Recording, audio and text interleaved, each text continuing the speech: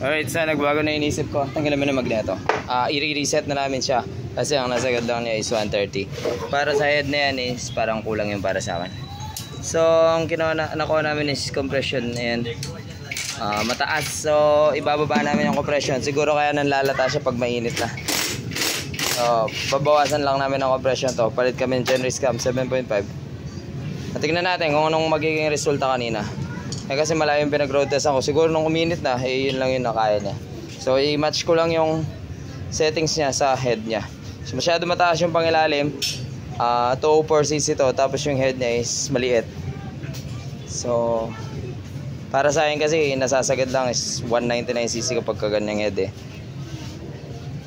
So, yan. I-setting na lang namin. Tapos palit Genrix Cam 7.5. Reading niya is optimal naman. So, yan. Siguro pag mainit na talagang nahihirapan na. So, ayan. Kunin ko lang magneto. Sasamba kami kasi ngayon. Dalayat ako magneto.